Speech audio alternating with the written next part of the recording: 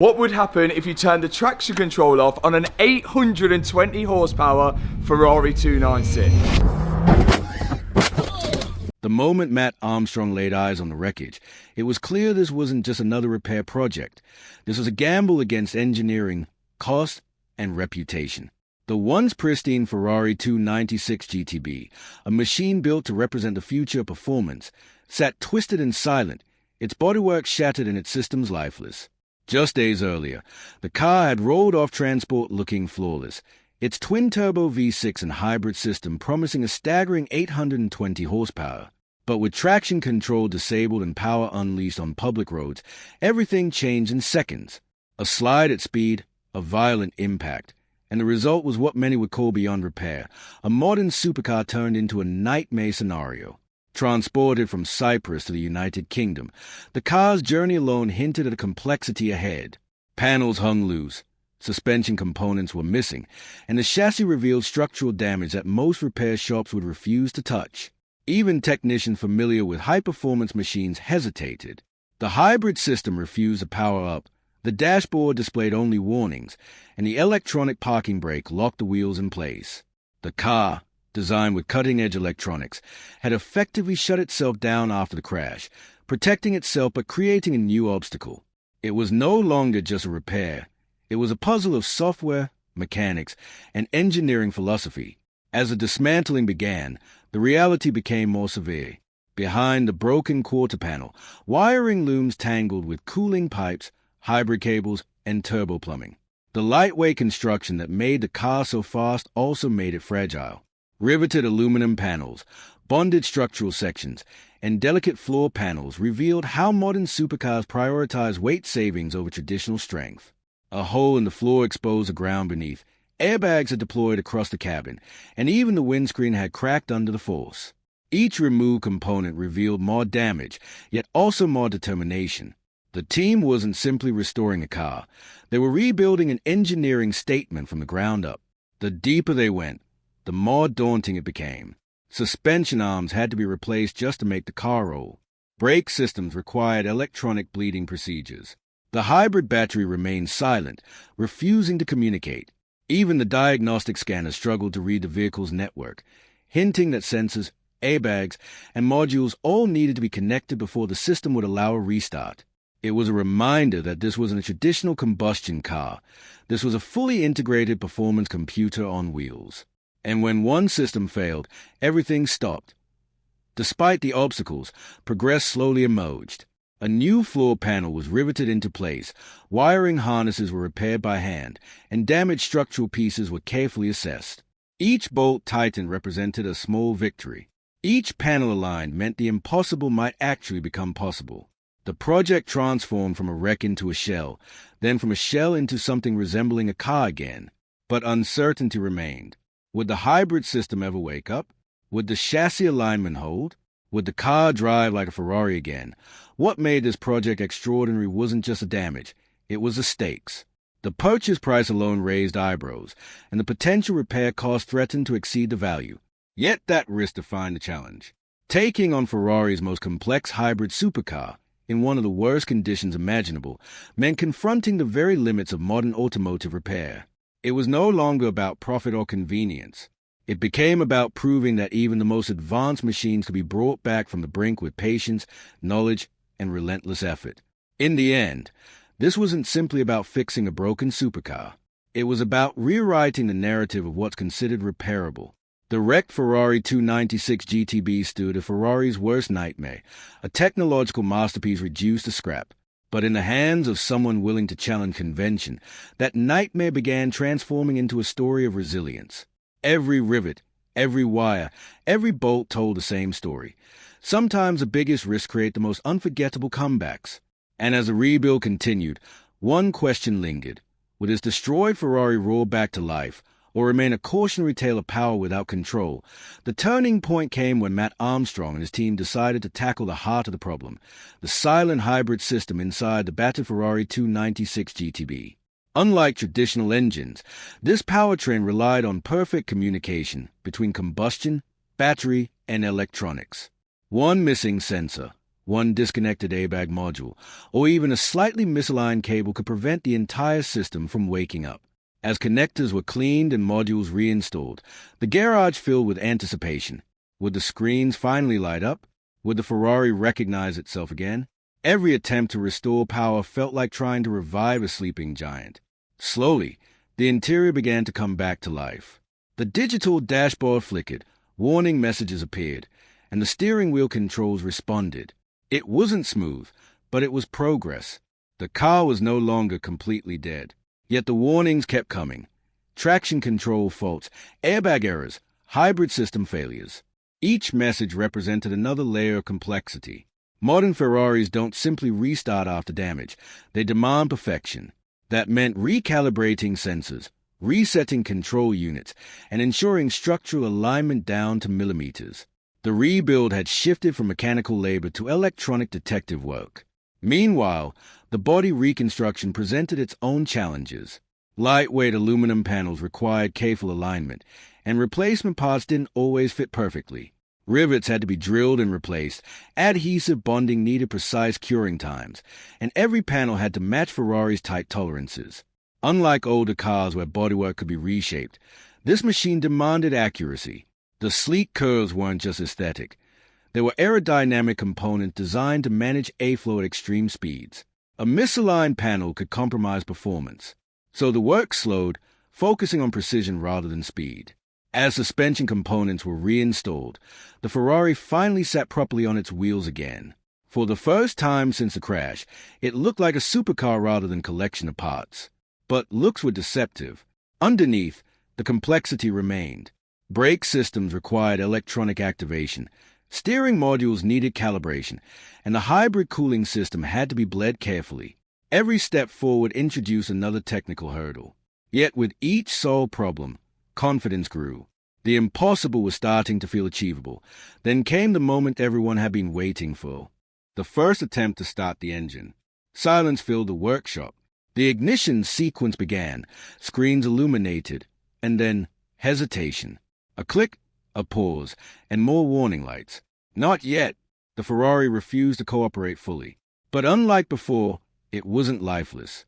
It was communicating, complaining, asking for more fixes. That alone was a massive victory.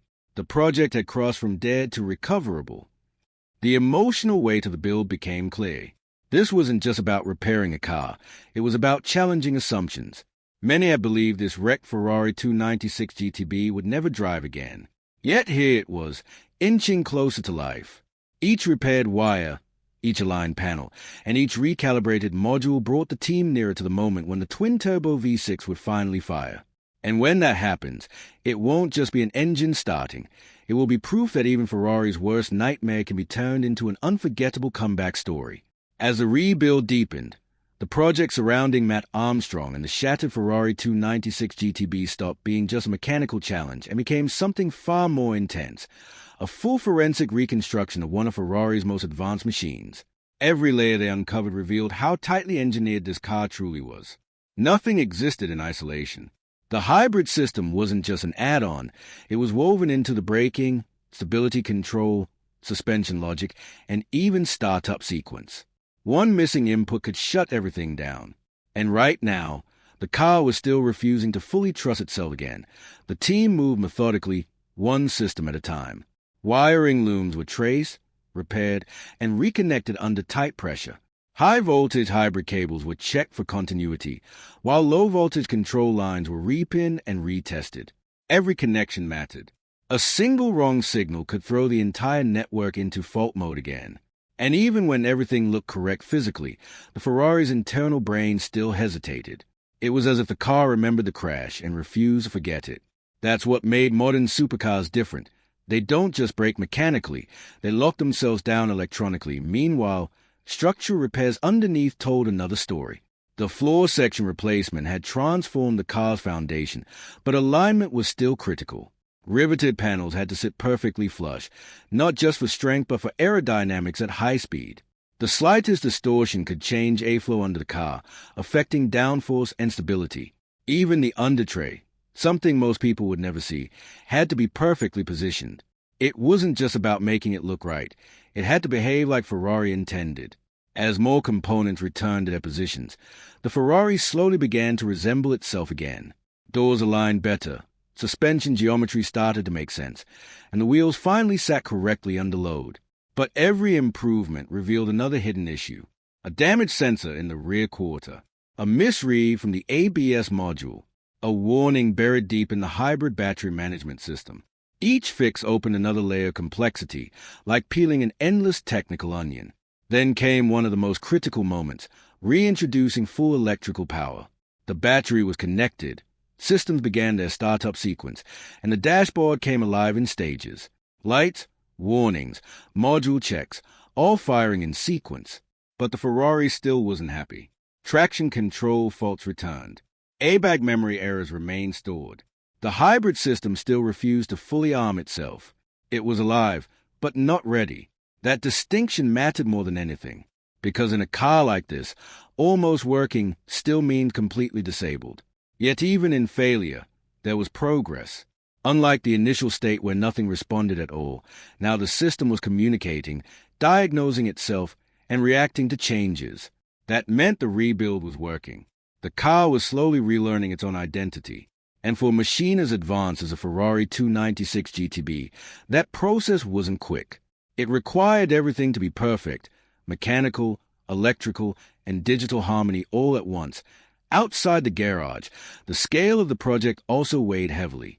Transport logistics from Cyprus to the UK, import complications, storage delays, and technical limitations of Ferrari itself had already slowed the journey before the real rebuild even began. And now, deep into reconstruction, the pressure was higher than ever. Every decision mattered. Every bolt had consequences. There was no room for guesswork anymore, only calculated engineering and experience. Still, the team pushed forward. Brake systems were rebled using diagnostic tools, suspension was recalibrated, and modules were reset one by one. Slowly, fault code began to clear. Not all at once, but enough to show direction. The Ferrari wasn't rejecting them anymore. It was responding. That shift changed everything. What was once a completely dead supercar was now a stubborn but recoverable machine fighting its way back to life. And that's what made this build so powerful. It wasn't a simple repair story. It was a battle between human persistence and machine complexity. The wrecked Ferrari 296Gtb wasn't just Ferrari's nightmare because of the damage. It was a nightmare because of how intelligent it was. It fought every step of the rebuild. But step by step, wire by wire, and system by system, that resistance was being broken down. The final question still loomed over everything. When the ignition button is finally pressed for real, will the twin-turbo hybrid system roar back to life, or will Ferrari's most advanced engineering still refuse to forgive what happened on that road in Cyprus? What would you do if a brand-new Ferrari 296Gtb worth hundreds of thousands of pounds arrived at your doorstep, completely lifeless, structurally damaged, and locked in a state even Ferrari themselves couldn't fully explain? This is exactly where the story begins. A machine engineered to perfection. A hybrid V6 twin-turbo monster producing over 800 horsepower, capable of launching into supercar territory in milliseconds. A car designed to dominate road with precision and control, yet in one moment of lost traction control judgment, it becomes something else entirely. Not a supercar anymore, not even a drivable vehicle. Just a shattered piece of Italian engineering sitting broken in a foreign workshop, surrounded by silence, confusion, and the harsh reality of physics winning over technology. The kind of damage that doesn't just bend metal. It rewrites the entire story of the car, because this wasn't just any Ferrari 296Gtb. This was a car that had barely begun its life. A UK import sent overseas, still fresh, still tight, still carrying that factory-new identity. But within seconds of delivery, everything changed. A slide at high speed, a violent impact into a barrier, and suddenly the rear quarter is gone. Suspension is torn apart, hydraulic lines are exposed, and the car is no longer sitting as a machine. It's sitting as a warning about what happens when raw power meets the road without control. And when the team first lays eyes on it, there's no excitement, no celebration, just disbelief. Because this level of damage on a modern Ferrari isn't just expensive, it's unfamiliar. Even the technicians pause. Even the experienced builders hesitate. Because this isn't a routine repair. It's uncharted territory, a hybrid Ferrari system that has shut itself down completely, a pyrofuse system that has severed power in ways no one is fully expecting, a car that won't communicate, won't respond, won't even tell you what's wrong with it. It's as if the vehicle itself has gone silent out of trauma. But the mission is simple. Get it rolling, get it moving, get it out of the dealership and back to the workshop where real work can begin. And that alone becomes a battle of engineering and patience. Because nothing on this car is simple. The suspension isn't just suspension. It's active, hydraulic, electronically controlled precision hardware. The steering isn't just steering. It's integrated with sensors, torque mapping, and hybrid systems that all talk to each other. Even removing a single component becomes a lesson in how deeply modern supercars are interconnected. And yet, piece by piece, the rebuild begins. The inner tie rod is replaced. The steering system slowly starts to resemble something functional again. Damaged hydraulic lines isolated and removed. Brake components are checked, inspected, and salvaged where possible. Every bolt removed feels like uncovering another layer of chaos hidden beneath the surface. Because this isn't just about fixing damage, it's about understanding it. Then comes the suspension, bent, broken, and partially destroyed. A shock absorber that has no chance of survival. A spring system that has to be carefully dismantled under controlled conditions. Even something as simple as removing a coil spring becomes a high-risk operation requiring caution, experience, and respect for stored mechanical energy. And yet somehow, even here, parts are salvaged. Bushings are transferred. Components are reused. Ferrari engineering, even after destruction, still holds value. But the deeper they go, the more the truth reveals itself. This car wasn't just crashed, it was structurally compromised. The wheel hub shows damage. The brake system has suffered impact stress. The hydraulic nose lift system is broken. Even the electronics, the lifeblood of modern Ferrari intelligence, are uncertain. And still, the team pushes forward, rebuilding just enough of the front end to allow one critical objective: make the car roll again. Because rolling means movement. Movement means transport. Transport means survival for the project. And slowly, against expectation, it starts to come together. The front suspension is rebuilt piece by piece. Wishbones installed. Shims carefully placed to restore geometry. Brake discs refitted. Calipers mounted. Hydraulic connections restored. Each component returning the Ferrari closer to something recognizable. Not perfect, but functional. Not finished, but alive in a mechanical sense. And then finally, 4 wheels on the ground again, but it doesn't start.And ignition. No system wake-up. No response from the Ferrari network. Just a dashboard warning. Hybrid system failure. A digital ghost inside a machine that refuses to cooperate. Even Ferrari technicians are unable to immediately diagnose it. The diagnostic tools don't respond. The car refuses communication entirely. It's as if the Ferrari's internal systems have locked themselves away after the crash, protecting themselves, refusing entry, and that's when the reality of modern supercars becomes clear. This isn't just mechanical repair anymore. This is electronic recovery. Systems talking to systems. Safety protocols triggered. Pyrofuses cut.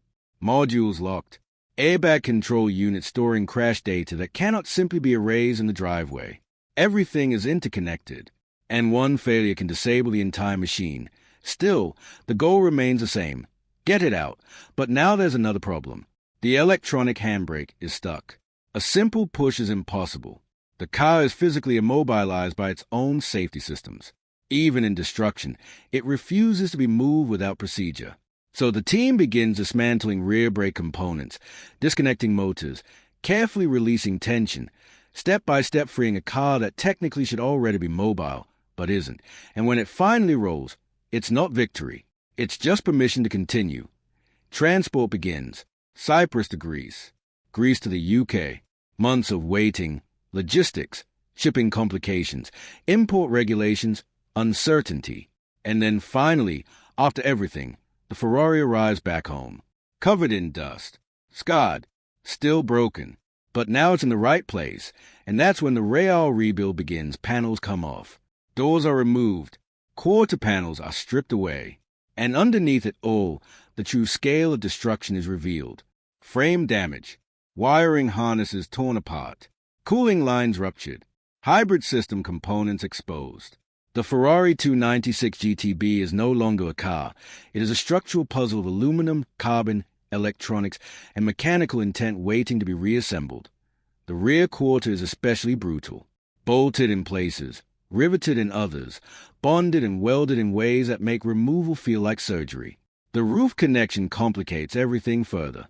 Suddenly, even the roof becomes part of the repair equation. Nothing is independent anymore. Every piece connects to another piece, like a machine designed to resist being taken apart. Inside, the situation is even more extreme. Airbags deployed, dashboard cracked, seatbelt pretension is fired, wiring looms compromised, carpet removed, center console stripped, and then the most shocking discovery, a hole in the floor. Thin structural material punctured through impact, exposing the vulnerability hidden beneath supercar performance. And yet, even here, solutions exist. Replacement floor panels, riveted construction, factory-style reinforcement methods replicated manually, drilling, aligning, clamping, riveting, slowly rebuilding what was once factory precision using human hands and workshop tools instead of automated robotics. And while all of this is happening, another challenge emerges: paint matching, sealing, alignment, structural integrity checks. Nothing can be rushed. Every rivet matters. Every alignment affects the final geometry of the car. Even the smallest misalignment could mean the difference between a drivable Ferrari and a compromised rebuild. But the most haunting part of the entire process remains the same question that started it all. Will it ever start again? Because even if a body is repaired, even if a suspension is perfect, even if the structure is restored,